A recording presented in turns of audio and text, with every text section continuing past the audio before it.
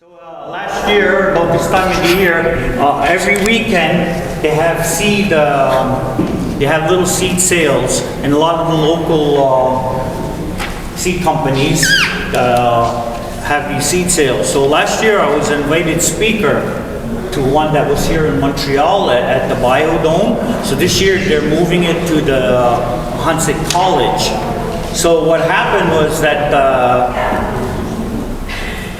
the guy that was doing the introduction and everything, he said, well, how will I introduce to you? So I said, the Jimi Hendrix Experience. So he got up and he took the mic and he says, and now, ladies and gentlemen, the Jimi Hendrix Experience. So they gave me the mic. It was a handheld mic. So I had it in my hand and I started walking around like this. I said, I feel like Robert Plant when he sings, Then I went to the audience and the entire audience started singing. So this is a lot of fun. I believe that the gardens, everything is lively. And that's what we have to keep in mind. That's the relationship. And so earlier when Brooke was talking about songs and so on, that's all part of it. So we can't separate one thing from another. It has to be natural and woven together. So last year again, in another seed conference that I went, I was invited speaker to go to Missouri at the conference. So at the end of the conference, I got the entire audience to sing Puff the Magic Dragon. So that was the highlight of my last year. And it was really good. People were puffing and I saw a dragon while I was there. But it's good because it's all heirloom and Puff Magic Dragon, we grew up with that, with my generation at least. So this is how you incorporate those things because it's part of spirituality, it's part of the understanding. So for First Nations people, the connection is a lot more rooted and deeper. And all the nations everywhere, you go to where they plant a lot, like you go to the Southwest, their planting system is different than here. We live in the East where we have more humidity, we have more rain. Where they live, it hardly rains at all. So the type of farming that they do is dryland farming. So it's a kind of little bit of a different system than we have over here. As I explained earlier, the seeds go along with the length of the day. So they're further south and their seeds mature differently. So what I did is one year when I planted some corn, and it didn't start to tassel until after September. And so I didn't really know why right away. It's because it's the length of the day. So in September, the day begins to get shortened. So what happens is the equivalent of the time it grows over there. So the clock that it has, that's when it tries to produce the corn. But each day the light diminishes, so it has an effect on the growing. If it makes it in that season, then what will happen is you can replant it the next year, and then the seed will have adapted to the length of the day. So when we talked earlier about seed keeping, there's all these different things that this type of knowledge we need to incorporate. So as we said, it's not just taking a pack of seed and putting it in the ground. When I plant, I take the seeds and I put it in my mouth. And that's what that's how my grandfather planted. I put it, and that's what I do. I continue that way and go. And then sometimes I sing, and that's what I do. And it's all part of our ways.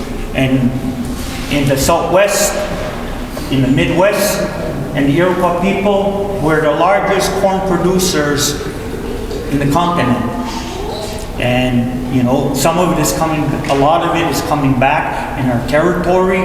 And in a conference last year in California, people were asking me questions and I was thinking for a moment. Then I realized that some of that basic information was lost because of residential school. So those are things that affect us that we didn't really kind of realize. Why is that information not there? It's because of that, you know, a great part of that. And so now today we're kind of changing a lot of things, and as we said, we have to, it's everybody's responsibility to do what we can to make these things happen, because the times are getting more difficult and the seasons are very difficult. Tomorrow we have They're called grocer. They specialize in aquaponics and container gardens. So they're going to come and make a presentation tomorrow afternoon, and then maybe there's ideas that we can get, and we're also going to look at the ideas for things in our community. Last year we had someone come here and make a demonstration with microgreens, and so those are all different, maybe contemporary ideas, but those are things we need to really look at and explore. And as the young lady over here was talking earlier about the diseases that the animals get, we also need to take that into consideration. So if we look at good health, you see, because it's the nature and the environment is not the same anymore as they used to be, And I just wanted to say one thing. I was just talking about the other day, like being on council, there was one old-fashioned law that I really love the name. So it was the oldest law in Ganawage, and it was called Pigs at Large from the 1800s. Oh, I love that name. We've got to bring that back. But now it's under animal protection. But Pigs at Large is so beautiful, But it relates to something about how the people lived at that time, It could sound funny or whatever today, but you look at it in those years, and how the people in the community lived and that. And when I was a boy, which was like over 60 years ago, there were still gardens, not very big, but they had, they had some potatoes, some people had corn, they always had pole beans, and they had cabbage. And a lot of the old homes, they had their root cellars, and that's where the people put the things. Then we got away from it for a variety of reasons, but now I think a lot of that stuff is coming back. And so we like to encourage you, and this is why we hold these seed gatherings, And in the future, we're going to hope to have more specific workshops just on a variety of things. The last 2 years, we've had apple and fruit tree expert come and speak about that. And now when we're talking about fruit trees and food forests, that's all incorporated.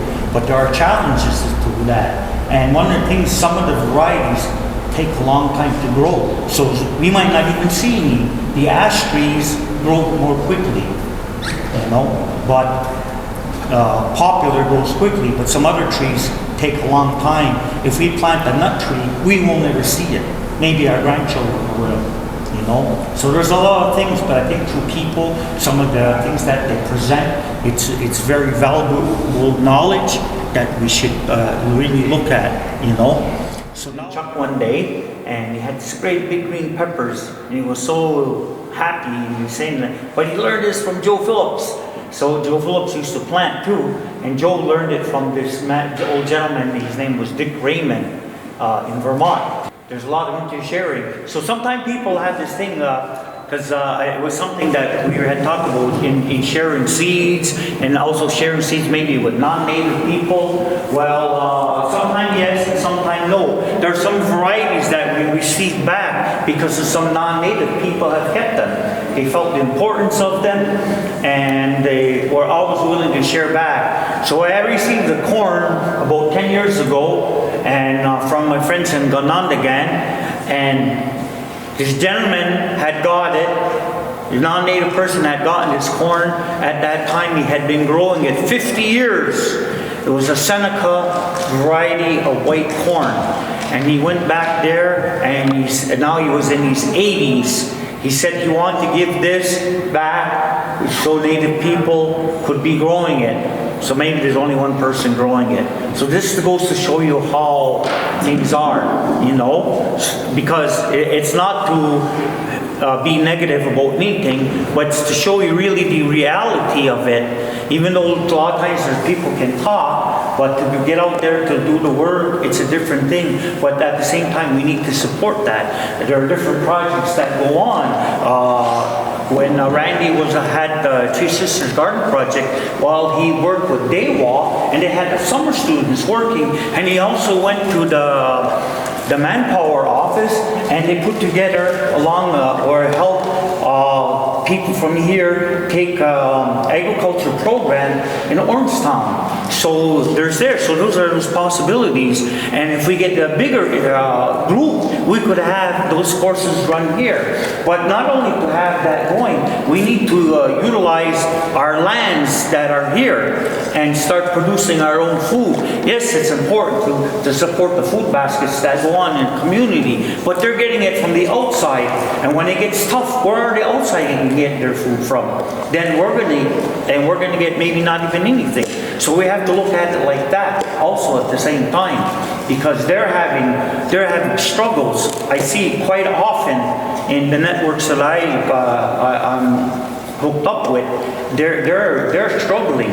Even now, I think the city of Kingston, it's like ordinance of the city to grow food and to support these food banks. There's more and more people. You know, we've been working along with a group over here in Centerville for the last couple of years.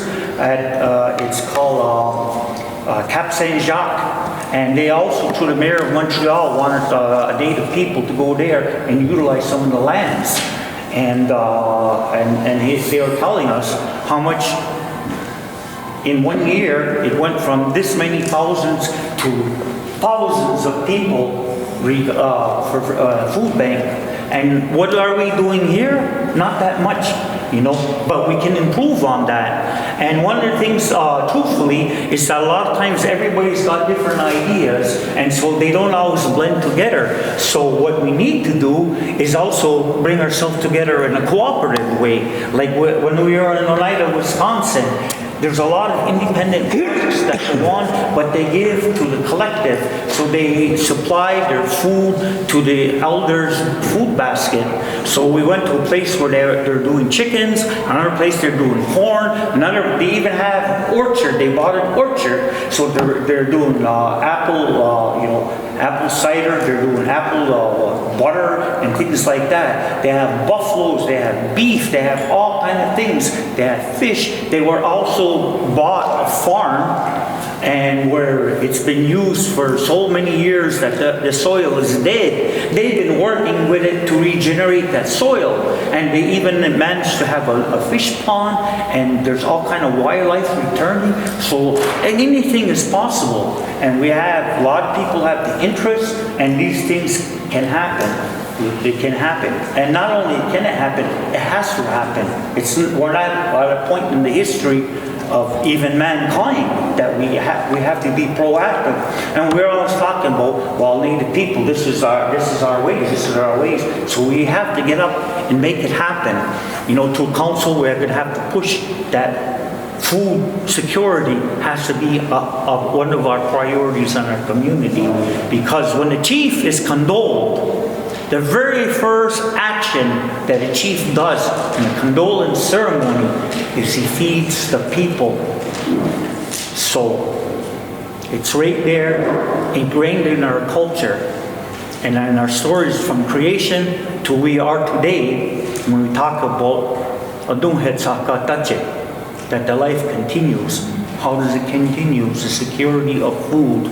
So food security is a blanket word, but there's many aspects, different parts, right to the trees, the land, the soil, keeping good seed, but most importantly is to teach your children.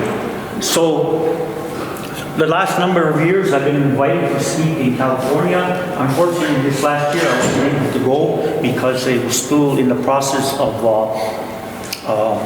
in the council with new orientation. So that took a couple of months to get going, so I wasn't able to go. But one of the things that they do there is that they have the activity, part of it during the week. So as I asked them, like, why are you having it on the week instead of as the weekend? They said, because we have it available for schools to come and participate. I thought that was a good thing. So I think as we go along, maybe something through KCI can start advocating more about that to get things to go into the school, you see, and get the students and create things. So we talked about, and I think we're going to make it happen. I talked with Ben you know, that we should have some growing contests like they had before, giant pumpkin contests. You know, Joe Delarone said to me, Steve, why didn't you have an ugly tomato contest?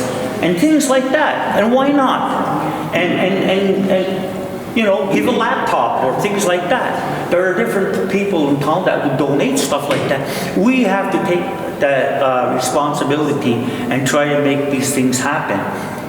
Because if we don't, you know, we're going to be in a sad shape, and we don't need to be there. You know, we have a lot of people that are able, and a lot of things could happen in a lot of ways. You know, we envision, like we saw when we went to Oneida, they have their own canning factory at a school. They could, you know, and people can bring their own, you know, couple of bushels of tomatoes, and maybe give 1 bushel or, you know, dozen jars to the elders, and that's what they do. You know, they grow corn. Everybody has corn mush. They make the meal. They give it to their elders. They have their own little store, nation store, that people can buy their own things. And then we saw a beautiful farmers market while we were there. So those are some of the realities that can happen here in Ganawagi. You know, we can dream big and we can make things happen. You know, some of us were old-time iron workers. The sky is the limit, you see, and that's it. And I, like I said, I remember her grandfather and different people. And like the squash that you see here this morning, the beautiful Jonarditsa today. So in Mohawk, the first time I got that seeds was about 50 years ago. I got it from Coffee John. I don't know if you remember Coffee John. He used to sit at Robascos. He used to sit there with the old lady, Josie Mayo. And sometime Mona Lisa, they were sitting there and having coffee. And he got seed. He gave me seeds. He gave seeds to my father, and he called it Ono Husala Unwe, and that's what it was. So later on, I learned the name it was called Boston. They called it Boston Marrow. And then after that, I found out more of the history. Then I started to say, well, they came from Buffalo Creek Reservation. The Buffalo Creek Reservation is where the football stadium is. That's where the reservation was. So all the people were there at one time, and it dissolved after Revolutionary War. So like in 1850 in the 1850s, and it broke apart. So people went to Allegheny, they went to Cattaraugus, people went to Tonawanda, people went to Canada. The Onondagas lived there. In that time period, they moved from there, they moved back towards Syracuse. So there's a lot of history, but there's a lot of things that came from there. And the thing is, that squash is early, it's very sweet, and it came from our people. And so it has two names, Onahusala Unwe or Jonaritsa Today, which means, so a couple of years ago, David Arquette gave it to this old lady on Cornwall Island who only spoke Mohawk. And that's what she called it. What it means, Jonaritsa Today, it means your belly button pushed out. That's what it means in our language. And Jonaritsa is the umbilical. So it's related to that. Oh yeah, here we are. Show us. So there's the belly button, right here on the end. Navel. So this is Jonaritsa Today, or Onahusala Unwe. And this is an Iroquois squash, and maybe why it still exists or it's still maintained after many different varieties lost is because of its earliness.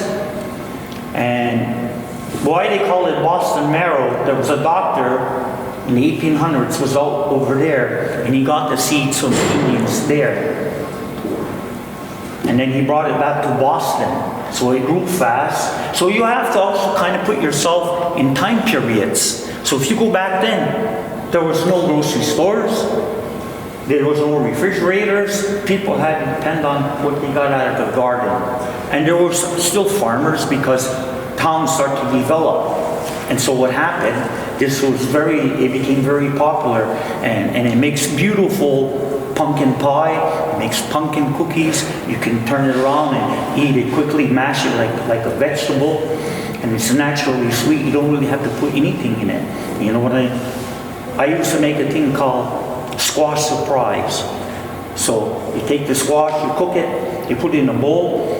Oh, before you put it on, you take a big scoop of vanilla ice cream and you put it in a bowl and you put some on this. Then you take shredded coconut and you sprinkle it all over, and then surprise how good it tastes. So I used to call it squash surprise. Here you are. But this is one of our varieties, and you see where it is now. It kept fairly well. See, so in the old seed catalogs, there are 3 varieties of squash. One would be summer, one would be called fall, and the other one would be winter. So this is a fall variety. So the fall varieties are like in September on. So when you're looking to eat and have something to eat and talk about, this here is the true food security. And the ability to grow it is food sovereignty. You see? So those are the things, because we hear a lot of that, words being talked about. This is how it works. But the responsibility is everybody to do what we can. There are things about how the seed is changing, how we have to maintain to have a good seed, and also what he's talking about, we need to rotate our gardens. I remember the old chief that used to come here and sell corn to people. He used to wash it, and he would bring it. And I went to visit his garden in 6 Nations. His name was Murray Henhawk. And one of these beans that you see in the network is it's called. Maybe it's on a dog of Panda. Somebody keeps on changing the names. It's all right, but it came from him. He brought that seeds here. And I went to see his garden. So he had a big garden. On one side he had corn, on the other side he had oats or rye grass growing. And each year he moved the garden. That's for the nitrogen and the different nutrients that it needs. So even in that, when we learn about seeds, it's about it's about soil improvement, and that's. So there's a lot to learn, but it's doing the best that we can, and we learn by trying to put our hands in the soil. And I remember my late friend Norton Rickard, who used to grow beautiful Tuscarora corn. He had cobs of corn that were 18 inches long after they dried. So this is awesome. Okay? And he said, people would say to him, oh, my grandfather used to do this, and my grandfather used to do that. So you know what he used to say? I like this as he was saying. He went like this. He says, we have the same hands as our grandfather. So what does that mean? So these are some things to think about. I always like to encourage people to do their best. And so one of the things is so tomorrow on our schedule in the morning is going to be Janice Brandt. She's from Cayenne-Denega. She's been here once or twice before for some of our conferences. She's going to talk about her seed sanctuary. And so this seed sanctuary, it was a group of nuns who live around Kingston, and they were keeping gardens, and they were keeping a lot of varieties, and they had gotten some from the Mohawks and that in that area. But what happened is that the nuns got older and older, and now I don't think there's too many women becoming nuns, so now they got none going on, and so they passed it on. That they had this interest, and so that's what they did. They started doing that. Seed sanctuary, but also she knows about growing seeds and maintaining different varieties. So she's going to be a presenter. Then we have Valerie Gabriel from Ganyesadage, who promised recipes on chocolate chip cookies. I'm going to mention that first. This is our own personal joke. On garlic. She's an expert in that, and then also about growing mushrooms. So this is so when we talk about other things like container gardens and so on, there's different things that can happen. So she can be talking about that, and I believe Daniel Rees was supposed to come and talk tomorrow too. He runs a place called Turn the Soil, which is a cooperative farm just over here in Vaudreuil, and they are market gardeners. So his business, as part of his business, they sell bushel baskets. So he had, as of last year, 600 clients, so 600 baskets a week for a period of like 3-4 months. That's pretty good, fresh food. So I always try to say, look at Ganawagi, imagine if we had 600 baskets for our people in our community. That would really be something. And everything that they're doing over here is organic.